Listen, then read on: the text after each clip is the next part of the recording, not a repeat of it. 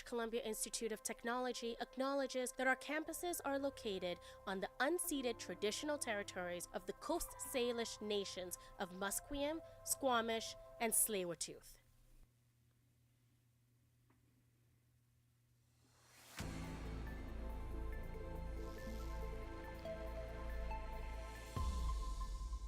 Welcome back and good afternoon. I'm Riley Cunningham, and here are your 1 o'clock headlines. Surrey Police have a new incoming pilot project, and it involves more surveillance. The police service will be outfitting their road safety officers with cameras for the next 6 months. Neighboring police departments, including Vancouver and Delta, have already taken the step with their officers wearing body cameras full-time. The cameras have been shown to enhance public transparency and trust in policing actions and improve evidence collection and documentation. Simon Fraser University is ushering in a new era in Western Canadian medicine with the announcement of their inaugural class of the new School of Medicine for 2026. Premier David Eby announced today that instruction will begin at the school next summer at an interim location, but a permanent location has been secured at Surrey's city centre.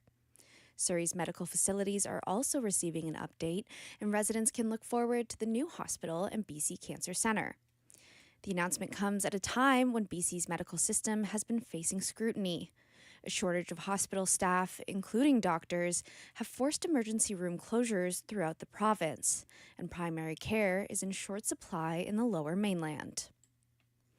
In his press conference today, Premier David Eby also spoke about the hot-button tariff issues. U.S. President Donald Trump recently announced an additional 10% levy on softwood lumber, which Eby says hurts the province. He says that although relations have been tense following the announcement, he has hope for a prosperous future. I am glad to see a shift in how the president's talking about Canada, how he's talking about our prime minister, and I'm hopeful that this new constructive relationship that appears to be evolving between the prime minister and the president means some stability and ultimately grounds to sit down like adults and come to agreement on how our two countries can work together to increase prosperity for everyone. According to the provincial government, 75% of all forestry exports to the U.S. last year consisted of softwood lumber.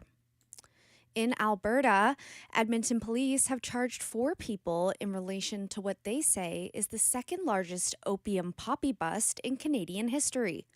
60,000 opium poppy plants with an estimated value of $500,000 were found growing in a field behind a home in northeast Edmonton.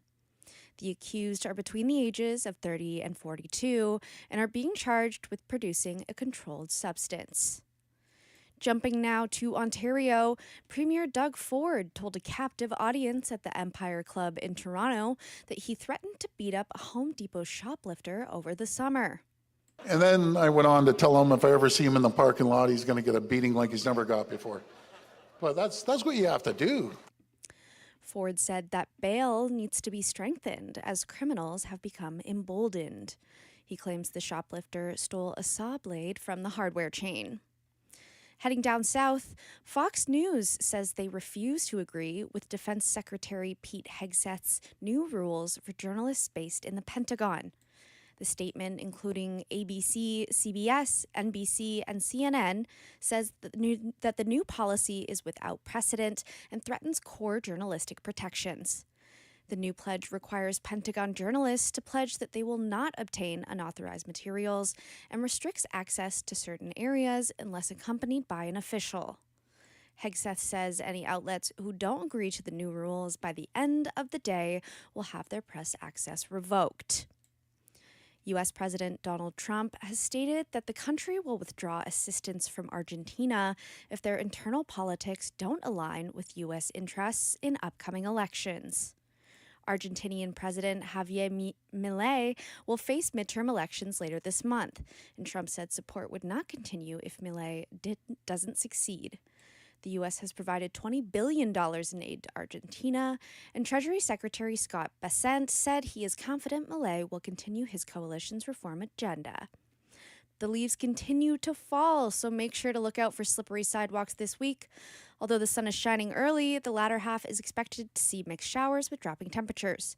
With fall foliage papering the sidewalk, remember that things can get slippery.